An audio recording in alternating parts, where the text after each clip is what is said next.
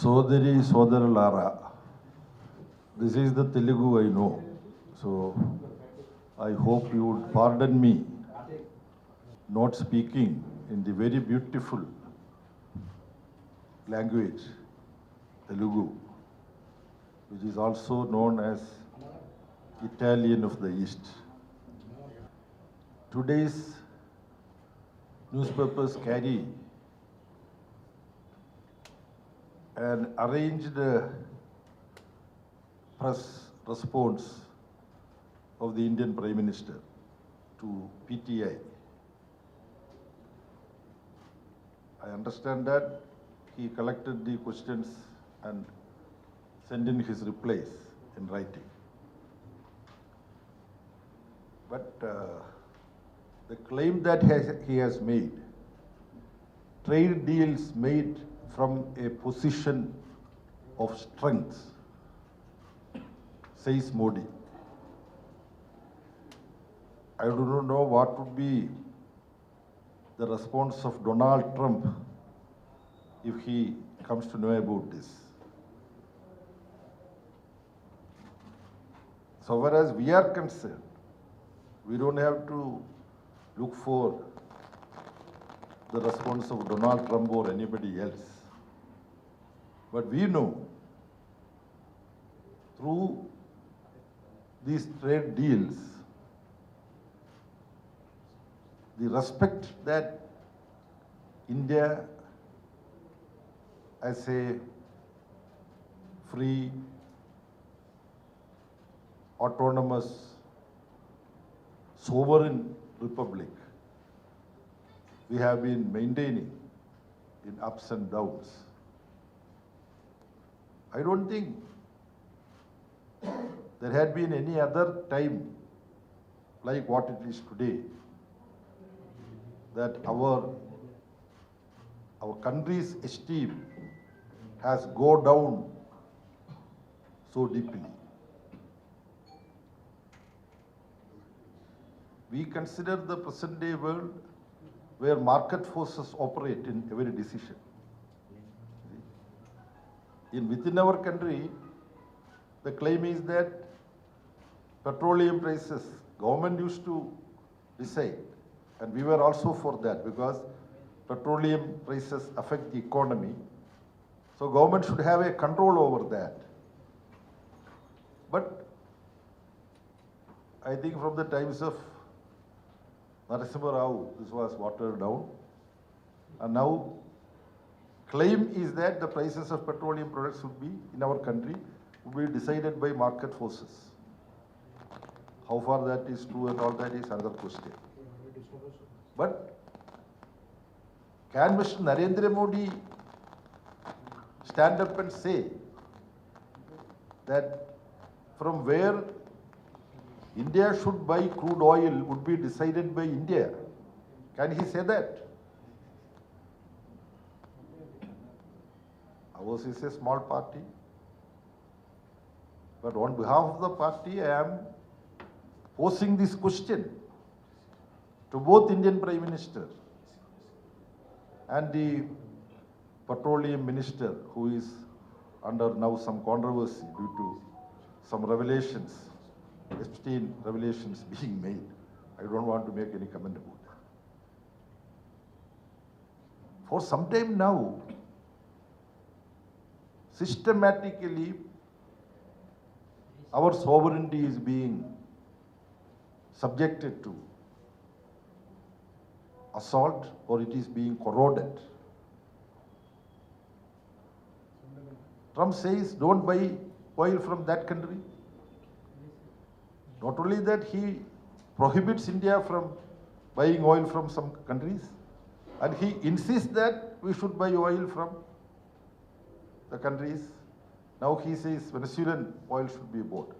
Earlier he was saying when Venezuela was not under the threat of Trump, he was opposing India from buying oil from Venezuela. Now he says, now the oil trade of Venezuela apparently he has taken over. The other day we came to know that the minister in charge of oil and all that from United States, he had visited Venezuela, and the acting president and they were surveying various oil installations in Venezuela. So this is a very strange situation. These trades, whether it is with the European Union or with the United States, Indian interests have been compromised. And Indian agricultural sector is going to suffer. Not only what is known already, cotton, soybean, apple, and so on. Other sectors also, one after another. This is the understanding that everything will not be done immediately. Stage by stage, we will surrender everything. I don't want to go into details.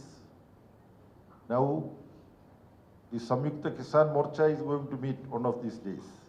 They are going to take it very seriously. And as a political party committed to protect the interest of the farmers and workers and rural and urban poor, our party has decided to take up these issues. The Central Committee, which met in Trivandrum, 16th, 17th, 18th January, we have decided to take up the issues. The decision of the union government to bury the rural employment guarantee scheme. And there is a big cheating taking place in that relation. They are propagating that from 100 days per year work guarantee, it is being enhanced to 125. But as per the new act, this will be implemented wherever the union government notifies. The act, original act, Manreka, Mahatma Gandhi National Rural Employment Guarantee Scheme Act, that was a right-based program, one of the biggest in the world.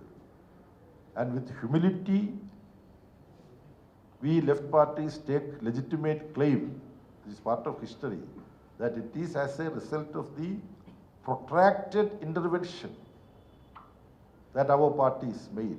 That time we had around 60 Lok Sabha members, left parties, CPM, CPI, RSP, 4 bloc and together. That number was important for the sustenance of the UPA 1. We said we don't want any quid pro quo.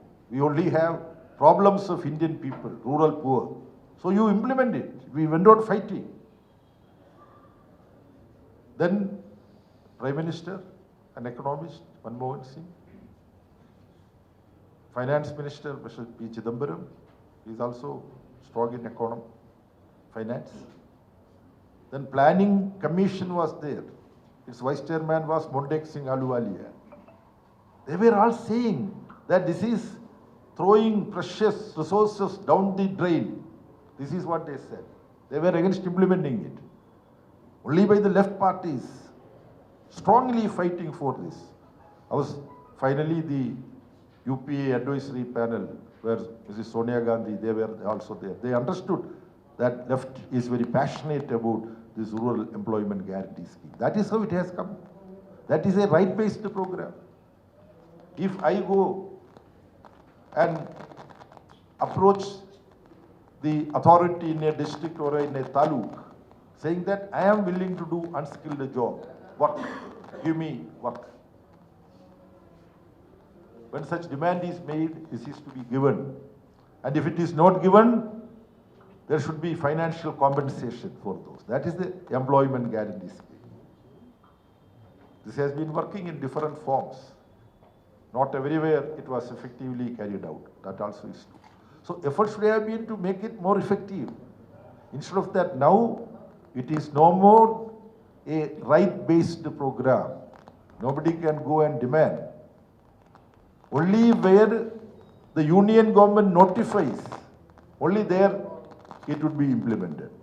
That too, 40% responsibility on the states. Ordinarily, it is a 10% union government financed program. Other details I don't want to mention. This is a cruel burial of a great program, which was a partial protection for rural poor. It was not good enough, but it's a partial protection for rural poor. So on this issue and labor code, electricity bill, farmers are going to lose their electricity subsidy when electricity is used for agricultural purposes. That is going to go. Poor consumers are not going to have any protection. The state governments where free electricity is given for poorest of the poor, that will also go once the electricity bill comes into operation. So entire consumers are going to suffer. So we have taken up this seed bills. Then the education sector. State universities are going to be taken over now with the higher education legislation. Center is going to interfere. And over-centralization is what is going to happen. Now, we have decided to have joint program with others on these issues. 3 days ago, on 12th of February, we had All India General Strike, where Joint Trade Union gave the call. We all supported. Farmers' organizations, Samyukta Kisan Morcha, Agriculture Labour Organization, all of them have come. 25 to 30 crore workers, farmers, agricultural laborers, those who were supporting this agitation, they have come forward in making the 12th February program a resounding success. We are planning a Delhi march in the month of March. In North Indian states, we are going to have state-level programs and jathas, mobilizing people, various sections of people, raising the livelihood issues. We are going to march to Delhi. Last Central Committee discussed about the elections in 4 states and 1 union territory. We are having our organizational and political preparations there. Since I am now in Hyderabad, Telangana, I would like to ask the Honorable Chief Minister of Telangana, Mr. Revant Reddy. 12th of February strike, INTUC was also there, you see. And labor codes can be implemented only with the cooperation of states also. States are also a player because it's a concurrent subject. The LDF government of Kerala, its Chief Minister, Comrade Pinarayi Vijayan, declared that labor codes will not be implemented in Kerala. I do not know whether any such announcement has been made. So far, Telangana government did not opine on this. I expect Telangana government also to take a stand like that of the Kerala government. But unfortunately, we have to take note of the fact that a Congress government in Karnataka, they have started taking steps to implement the labor code. So not only I want Mr. Revant Reddy to declare that, like in Kerala, in Telangana also, we will not implement the labor code. And I want Mr. Revant Reddy to advise his friend, Mr. Siddaramaiah of Karnataka, to desist from implementing the RSS-sponsored Narendra Modi government's labor codes in Karnataka. We have the problem related to SIR. It is special intensive revision of voters list.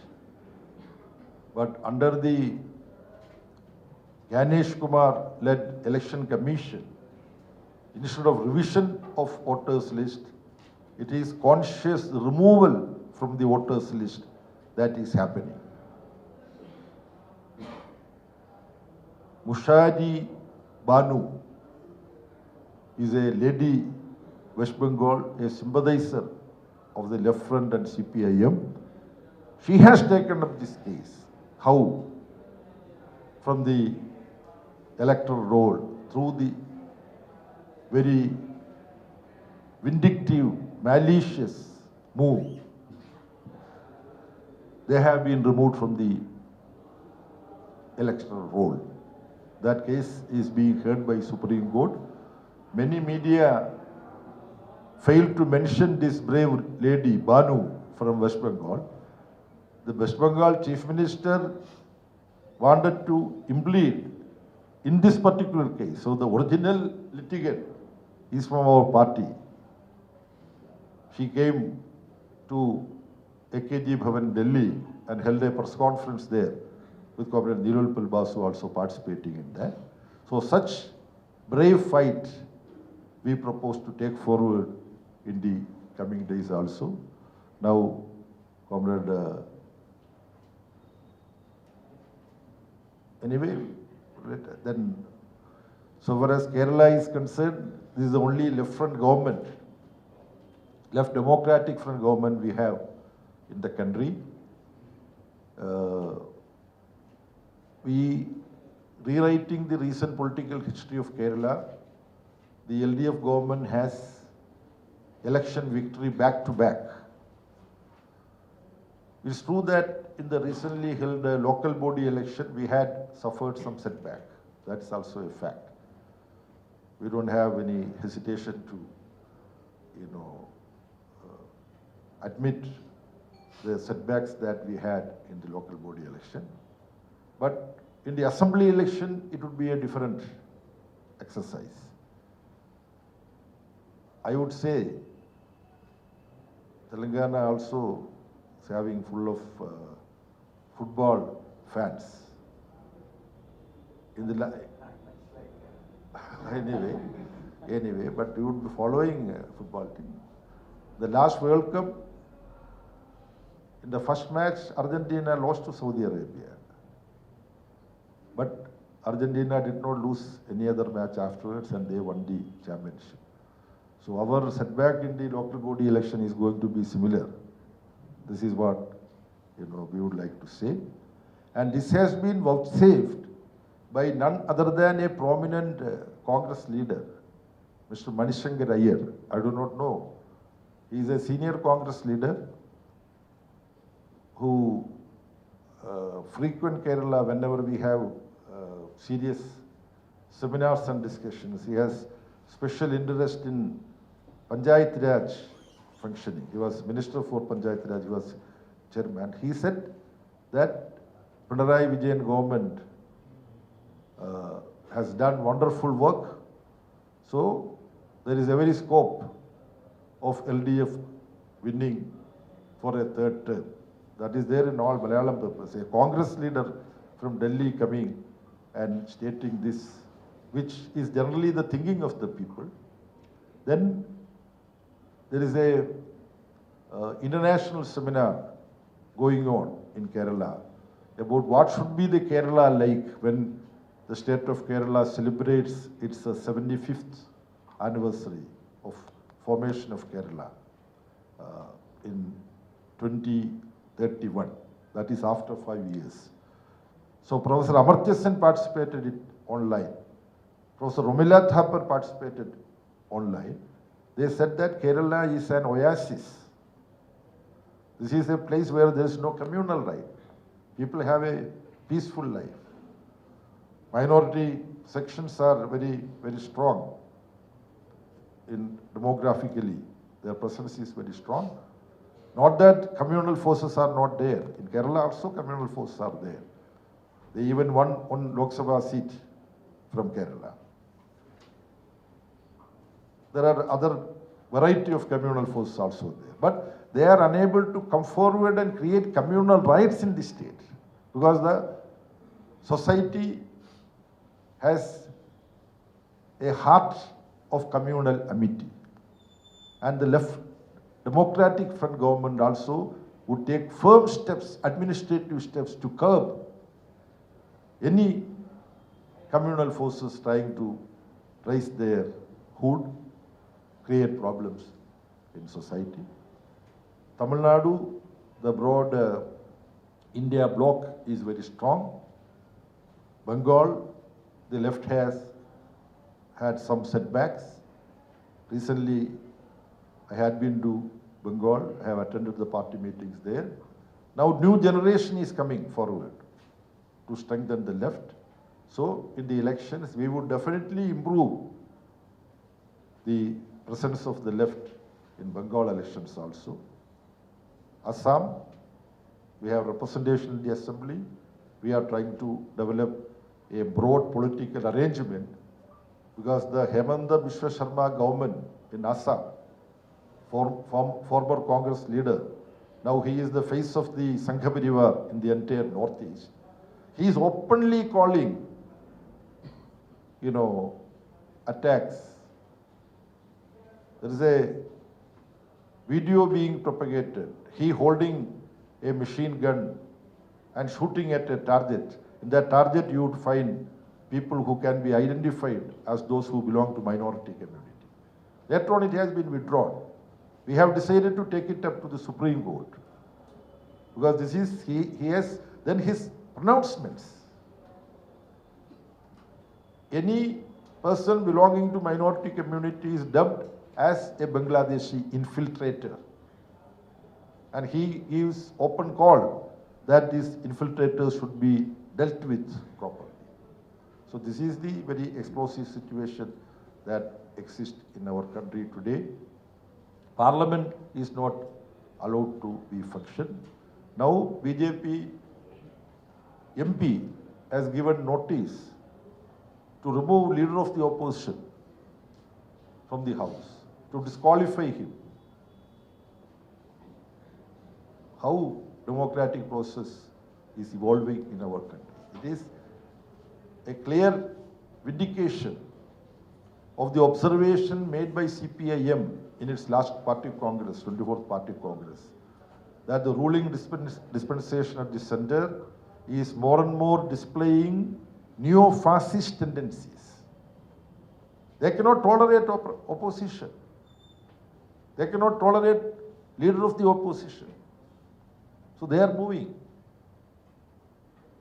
to deal with the opposition, to deal with the minorities. Finally, the last point I would like to mention is about the Home Ministry directive that Vande Mataram will be having equal position like the national anthem. I think on 13th of this month, one of the most important papers in our country carried an article by Mr. Santosh Hegde, a leading lawyer and scholar, public intellectual. He has given the entire history in a single article. Here, it's not only the question of Vande Mataram being given an equal footing with national anthem, but all 6 stanzas of Vande Mataram should be sung in every investiture, every official function, and everybody has to stand up, and also it is suggested that everybody should join in singing it. What's the problem? The first 2 stanzas are wonderful. Poetically, all the stanzas are wonderful, no doubt about it. Bankim Chandra Chatterjee's. As a piece of literature, Anandamadham, the novel where this Vande Mataram finds its place, that is also as a literary work, highly appreciated. But certain portions, in the later portions of Vande Mataram, deities of a particular religion holding weapons, Durga holding weapons. India is Durga holding weapons, and I bow for you. That portion is against the spirit of Indian Constitution. Now, the move towards Hindu Rashtra, ideologically preparing the country and the people for Hindu Rashtra, this decision of the Home Ministry can be only viewed as part of that.